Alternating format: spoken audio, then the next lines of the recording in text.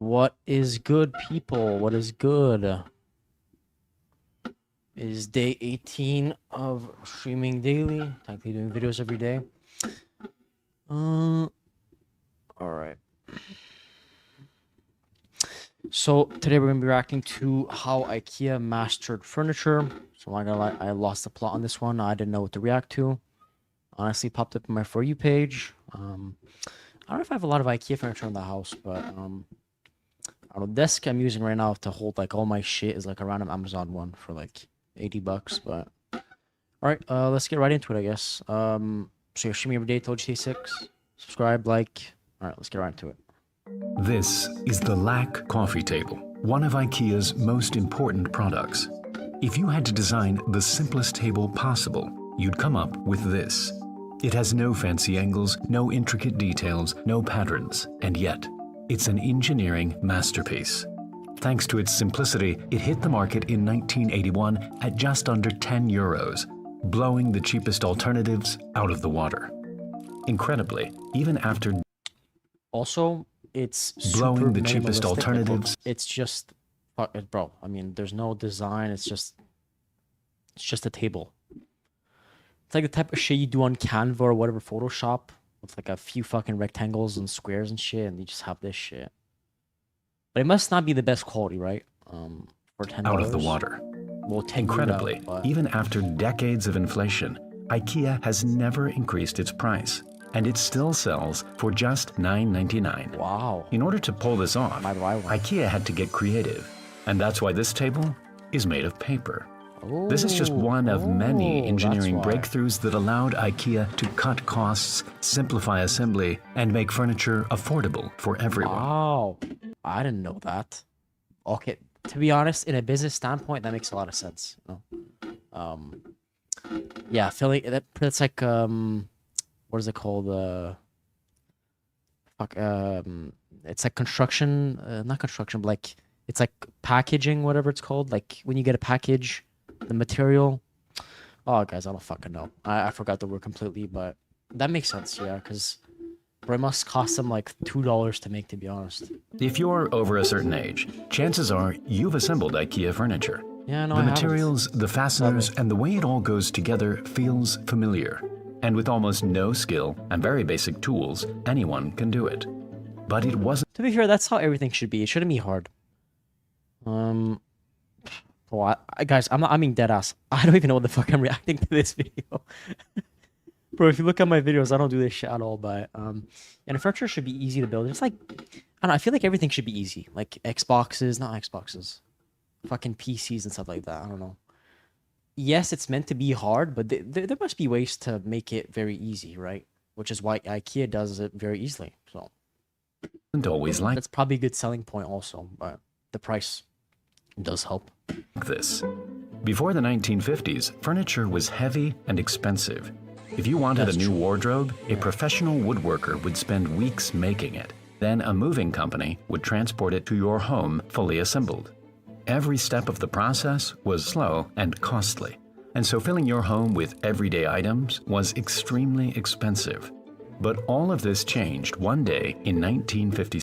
Well, also you gotta keep in mind, like, because they're so durable, right? Because it's just like a slab of wood that's like fucking like cut to perfection, and like I don't know the materials to make it all smooth and shit. So that's why it's like heavy and stuff. But I'm pretty sure well they're gonna mention why IKEA does their designs like to make it so light or whatever maybe. So In a small town in rural Sweden, product designer Gillis Lundgren was struggling to fit like Dolph Lundgren, bro.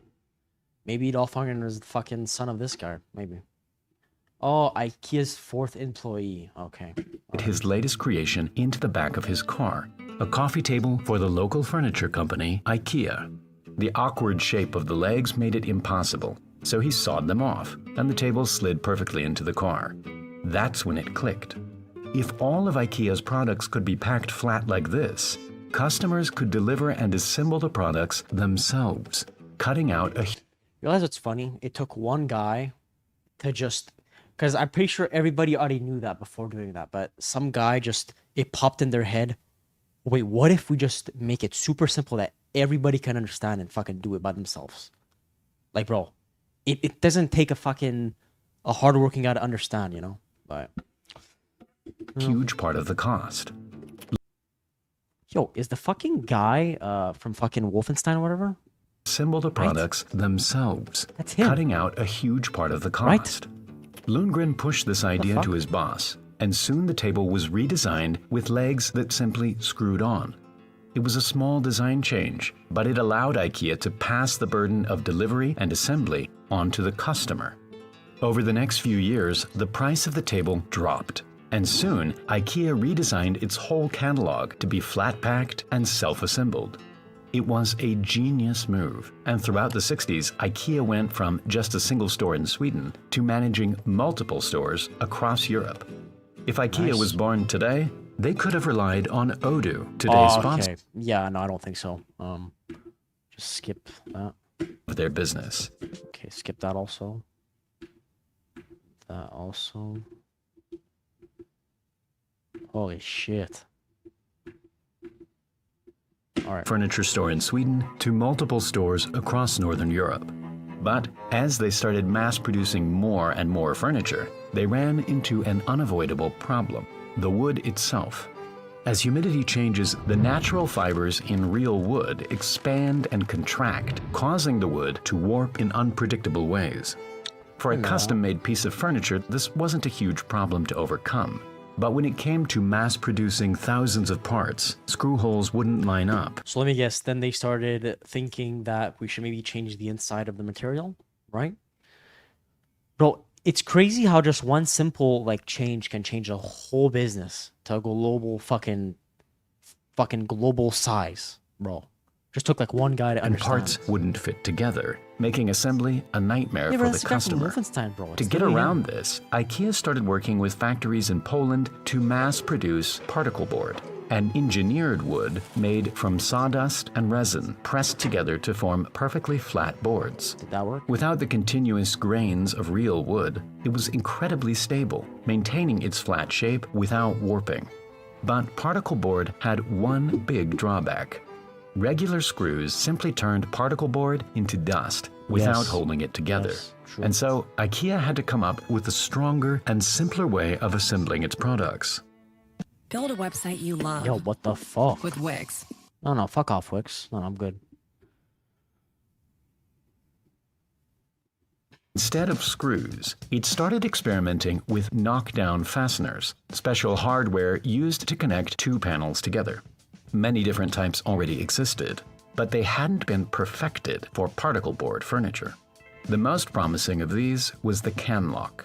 By altering the thread size, the lock shape, and pre-drilling the holes, they could be screwed into particle board without destroying it.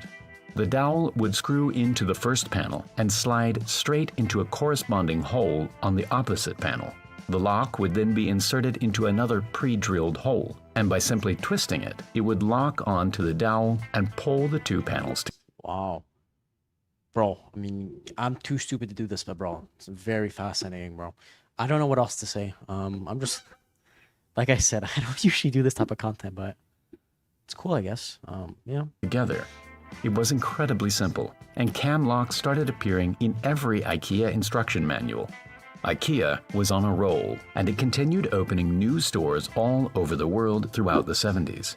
That's when it realized that part of its success wasn't just due to the products, but was the easy. IKEA store itself. When the first store opened in 1958, it had a very unique design. Instead of multiple aisles where customers went straight to what they wanted, the IKEA store had a single path that weaved its way through a series of showrooms. Wow. I don't think they do Before that customers anymore, could reach the checkout, don't think they so. had to walk past every item in the store. With this maze-like design, customers became lost and disoriented, not knowing where the end was or how long they had That makes left. sense. Yeah, bro, you walk in to like find some shit, and then you just end up doing a 25-minute fucking walk, bro. But I could understand the design as like, if I were a businessman like him, like, okay, I want them to see everything, you know. But They started to forget what they actually came to buy in the first place, and they became more open to impulse purchases. oh, that's intelligent. Okay, yeah. The IKEA store became an experience rather than just a store, and this dramatically increased sales. Wow. Customers That's would crazy. enter to buy one thing, and leave with much more. Well, to be IKEA fair, that's what most things do now. Like Amazon, they basically they don't force you to buy more products, but like there's always going to be something that pops up when you add the cart or whatever. But you guys can see my other videos, like the fast food ones, like how they advertise food, like to get more people to buy more shit. Like, let's say they walk in for a hamburger, they'll probably like come out with fries also. It just pairs together, I guess, you know? realized the effect this had on people and continued opening stores around the world, leaning in to its maze-like layout. But to supply their ever-growing business, they needed wood, and lots of it. At the time, IKEA was getting most of its wood from suppliers in Poland. But whenever the suppliers upped their prices, it put IKEA's already cheap products in a tough spot. The solution was to make the same products, but by using far less material. And so IKEA set its designers a task: make a table with a price that no competitor could even come close to matching. The key was in the hexagon. It might not seem like it, but this shape holds special qualities seen throughout nature that maximize strength and Yeah. minimize weight. Other shapes could be used, They just but follow all of nature these and end it's up gonna, with like, be straight good, I guess. paths where a single force could be sent through and break the structure. With hexagons, each wall is 120 degrees apart, and so incoming forces get spread more evenly throughout the structure, making it incredibly strong. Most importantly, it achieves this strength using less material than any other shape. This idea had already been used in planes, cars, and ships to make lightweight metal walls. IKEA took it and turned it into paper. First, a machine would turn rolls of paper into a honeycomb structure and place it into a sturdy particle board frame. Then, the honeycomb would be glued and sandwiched between two thin particle board sheets. The result was a super strong and lightweight tabletop that looked just like wood while using only a tenth of the material. On top of that, Cool. since everything was made from engineered wood and paper, recycled materials could be used at scale. Thanks to this amazingly strong and efficient design, IKEA achieved its goal, and the table went on sale in 1981 for $9.99. It was an instant hit, selling millions in its first year. But throughout the 90s, labor and material Yeah, bro. Like when you look at like setups and shit, like gaming PC setups, there's always a table like this with this. In fact, I have this in my bedroom. Bro. Yeah, like people will have like two of these and like just that to hold it, you know? Like there's the gaming PC on the side with their monitors and stuff. Yeah. Cool. costs Yeah. started to rise once again, and the lax $9.99 price tag was in danger. The only thing left to optimize was the legs. The honeycomb method didn't fit inside, and so they were still being made from solid wood. But with tens of millions of legs being made every year, a small improvement could save IKEA a lot of money. Oh, of It course. tried switching to plastic legs, but over time the plastic would discolor and end up looking different from the top. And so, together with its Polish manufacturers, IKEA developed a brand new machine that could accurately fold thin particle board around two wooden blocks. The end result was a virtually empty leg that could be made almost completely autonomously. It may not be the prettiest or most impressive looking table, but it's the perfect example of how IKEA's quest for efficiency helped make furniture accessible to everyone.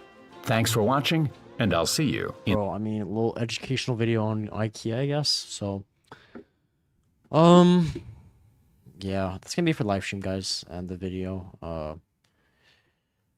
It's a bit late. It's a bit my fault, I guess. Streamed late, but all right. So subscribe. See you guys in the next one. I'm live every day on Intelligent 6. Bye bye.